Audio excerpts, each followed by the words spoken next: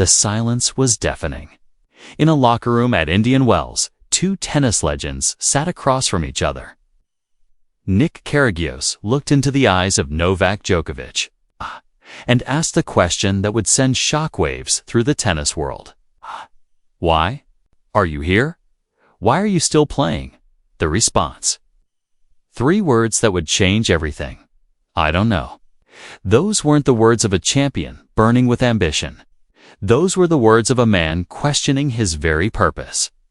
And now everything we thought we knew about Novak Djokovic's future is about to change. Picture this scene, March 2025. The Indian Wells Masters. The desert sun beats down on the tennis courts, but inside the player facilities, a different kind of heat is building. Kyrgios, never one to hold back, sees something in Djokovic's eyes. Something ... empty. I think he's got to be finished soon, Kyrgios would later reveal to the world. Like, come on, what more? What more, indeed. 24 Grand Slam titles. More weeks at number 1 than any player in history. Olympic gold at 37. Achievements that would make any athlete hang up their racket with their head held high. But champions are different. They're wired differently. For Novak Djokovic, the question isn't what he's already achieved. It's what's left to prove. Let's go back to where it all began. Belgrade, Serbia. A war-torn country in the 1990s. Young Novak, just 6 years old, watching Pete Sampras win Wimbledon on a small television screen. The bombs are falling around his city, but in that moment, a dream is born. His parents, Dijana and Serjan, aren't tennis people. His father runs a pizza restaurant. Money is tight. Tennis is expensive. But when your child shows the kind of raw talent that stops coaches in their tracks, you find a way. At 12, Novak leaves his family behind. Munich, Germany. The Pilik Tennis Academy. A young Serbian boy speaking broken German, sleeping in a tiny dormant room, training 18 hours a day. The homesickness is crushing. The pressure ... unbearable. I would cry myself to sleep, he would later admit. But I knew this was my only shot. His only shot at what? Exactly. At escaping poverty. At bringing glory to a country that had known too much suffering. At proving that a kid from Belgrade could stand with the gods of tennis. Maybe all of those things. Maybe none of them. Maybe even then, at 12 years old, he didn't really know why he was there either. But he stayed, and he fought. And slowly, something magical began to happen. The junior rankings. His first professional matches. The whispers in tennis circles about this Serbian kid with the impossible flexibility and the unbreakable will. But the tennis world already had its kings. Roger Federer, the Swiss maestro, was painting masterpieces on every court he touched. Rafael Nadal, the Spanish warrior, was conquering clay like a medieval conqueror. Where was the room for a third? Novak would spend the early years of his career hearing one question over and over. Can you beat Federer and Nadal? The answer, for a long time, seemed to be no. Close ... But no. Second place at the US Open in 2007. The heartbreak obvious on his 20-year-old face as he held the runner-up trophy. So close he could taste it. So far, it felt impossible. Then came 2008, the Australian Open. The moment everything changed. 4 sets against Jo-Wilfried Tsonga in the final. His first Grand Slam title. The celebration was raw, emotional, almost disbelieving. A young man from a country that had never produced a Grand Slam champion, holding the biggest trophy in tennis. But one Grand Slam doesn't make you a legend. It makes you hungry. What followed was a journey that would test every fiber of his being. The gluten intolerance that was silently sabotaging his body for years. The breathing problems that left him gasping for air in matches. The mental battles against 2 players who had already carved their names into tennis immortality. 2011 was his awakening. 3 Grand Slams, 43 straight wins to start the year. The #1 ranking. Suddenly, it wasn't Federer and Nadal anymore. It was Federer, Nadal, and Djokovic. The big 3, but being part of greatness comes with a price. The pressure to maintain that level. The target on your back. The knowledge that every match, every tournament, every shot is being analyzed, criticized, compared. The crowd situation began to weigh on him. At Wimbledon, at the US Open, even sometimes at the French Open. They cheered for anyone but him. Federer was the gentleman. Nadal was the warrior. Djokovic was the villain. It shouldn't matter. Champions learn to thrive on hostile crowds, but Novak was different. He wore his emotions on his sleeve. The boos hurt. The silence when he won hurt even more. Why don't they love me? He asked his team privately. I give everything I have out there. The answer was complicated. Tennis fans are loyal. They'd already given their hearts to Roger and Rafa. Novak was the intruder. The party crasher, no matter how brilliant his tennis, no matter how respectful. His conduct, he was interrupting a love story that had been years in the making. So he learned to find motivation in the darkness. Every boo became fuel. Every silent crowd became determination. If they wouldn't love him, they would at least respect him. The years blurred together in a haze of championship points and broken records. 2015, 3 more Grand Slams. 2016, the career Grand Slam finally completed at the French Open. The tears that day weren't just joy, they were relief. The one thing missing from his resume, finally achieved. But greatness is never satisfied. There's always another mountain to climb, another record to chase, another moment to prove yourself all over again. The marriage to Jelena in 2014. The birth of Stefan in 2014. And then Tara in 2017. Suddenly, the locker room conversations weren't just about tennis. They were about bedtime stories and school plays and the simple question that haunts every traveling athlete. Am I missing too much? The injury problems started creeping in around 2017. The elbow that wouldn't heal. Surgery. Months away from the game he devoted his life to, for the first time in his career. Genuine uncertainty about whether he could come back at the same level. The comeback in 2018 was nothing short of miraculous.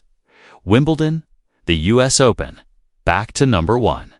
At 31, an age when most players are thinking about retirement, he was playing some of the best tennis of his career. But time is undefeated. Roger retired in 2022, ending his legendary career with grace and dignity.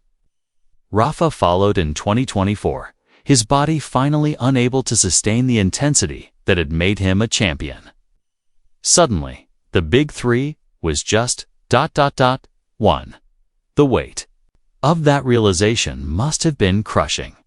The rivals who had pushed him to greatness, who had given his career meaning through their battles, were gone. The stages that had hosted their epic encounters felt empty now. Tennis without Roger and Rafa. He said in a quiet interview, "It's not the same." But he continued. Because that's what champions do. They push forward, even when the path ahead is unclear, even when the motivation becomes harder to find. Even when the question, "Why am I here?" starts appearing more and more often in those quiet moments. The recent struggles haven't helped. The semi-final retirement at the 2025 Australian Open due to injury. Inconsistent results throughout 2025. Only 2 titles since the start of 2024. The Paris Olympics and the 2025 Geneva Open, for a player accustomed to dominating the biggest stages. These lean periods feel almost foreign. The private meetings that have been happening behind closed doors paint a picture of a man at a crossroads. His team, his family, his sponsors. Everyone asking the same questions. How much longer? What's the plan? What comes next? According to Lacoste CEO Thierry Gibbert, Djokovic plans to continue his professional career until at least the 2028 Los Angeles Olympics. But plans change, hearts change. And sometimes, a conversation in a locker room can change everything. That brings us back to Indian Wells, to Kyrgios asking the question that no one else dared to ask, to Djokovic's three-word response that revealed more than 1,000 interviews ever could. I don't know. Kyrgios believes Djokovic has less than a year of tennis in him. The revelation sent shockwaves through the tennis world, not because retirement is unthinkable for a 38-year-old athlete, but because of how it was revealed, the uncertainty, the vulnerability, the human side of a champion who had always seemed invincible. When Kyrgios asked him, "Why are you here? Why are you playing?" the response was telling. This wasn't the Djokovic who used to speak with unwavering confidence about his goals and ambitions. This was a man searching for answers. But here's what makes this story even more compelling. Just recently, at the US Open, Djokovic revealed his post-retirement plans. "My plan after I retire from tennis is to coach Joe Fonseca. I'm going to be very expensive for him, so be ready." The hint of humor in that statement, the specific mention of Fonseca, the rising Brazilian star, the fact that he's already thinking concretely about what comes next. These aren't the words of someone who's lost. These are the words of someone who's found a new purpose. The 38-year-old has won 24 Grand Slams, and recently revealed he might get a little more philosophical on retirement when he finishes his 2025 US Open run. Philosophical, that's a word that suggests depth, reflection, understanding. That goes beyond the immediate dot. What if the private meetings haven't been about ending his career, but about reimagining it? What if the retirement plan isn't about stepping away from tennis, but about stepping into a new role within the sport? He's devoted his life to. Think about the legacy implications. Federer retired as the gentleman, Nadal as the warrior. What if Djokovic retires as the mentor? The champion who didn't just dominate the sport, but helped nurture its next generation. The timeline makes sense. 2. While Djokovic did leave open the possibility of 2025 being his final appearance at certain slams, he also hinted at a possible return next year. This isn't a man rushing toward the exit. This is someone carefully planning his transition. But let's not forget who we're talking about. This is Novak Djokovic, the man who came back from elbow surgery to win 4 more Grand Slams.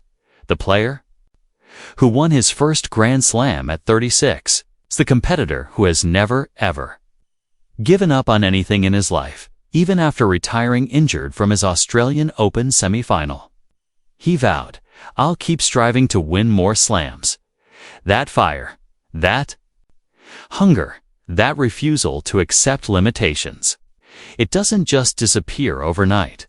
So what's really happening behind the scenes? What were those private meetings actually about? Perhaps it's not about retirement at all. Perhaps it's about something bigger.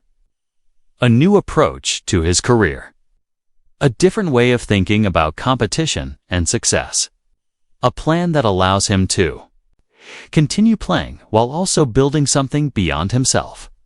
The coaching announcement might have been a trial balloon, a way to gauge reactions, to see how the tennis world responds to the idea of Djokovic, the mentor. And if the response is positive, why not start now? Why not begin mentoring young players while still competing? Imagine the possibilities. Djokovic playing a reduced schedule, focusing on the tournaments that matter most to him, while spending the rest of his time developing the next generation of champions. It's unprecedented, it's bold. It's exactly the kind of move you'd expect from someone who has never followed conventional wisdom. The beauty of this approach is that it solves multiple problems. It gives him a new source of motivation when the old sources have become harder to access.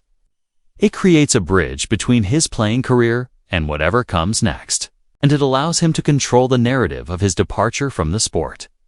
No more questions about why are you still here. Instead, the question becomes, how are you changing the future of tennis?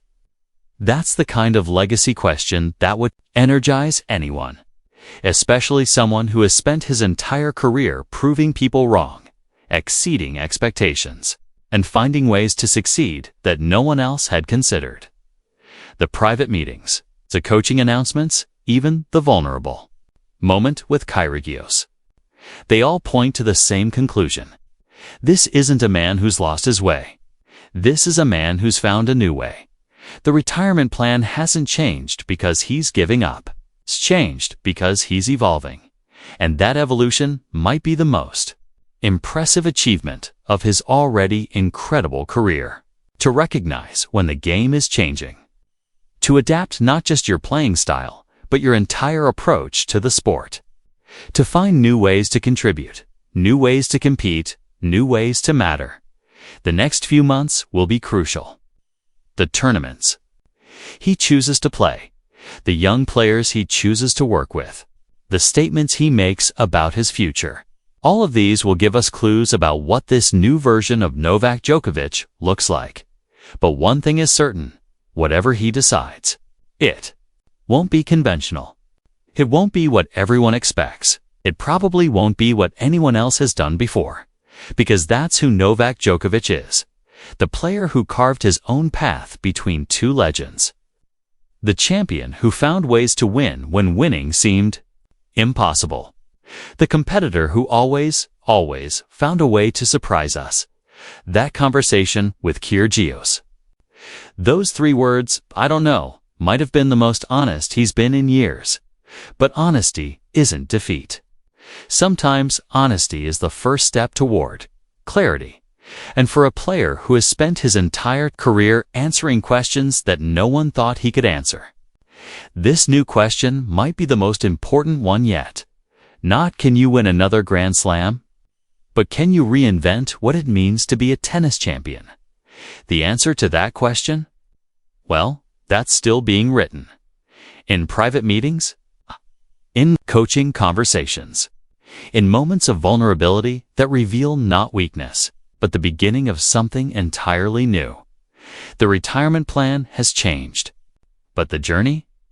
The journey is just getting started. What do you think? Is Djokovic really planning to retire soon? Or is this all part of a master plan to reshape his legacy? Drop your thoughts in the comments below, and don't forget to subscribe for more insights into the world of tennis that you won't find anywhere else.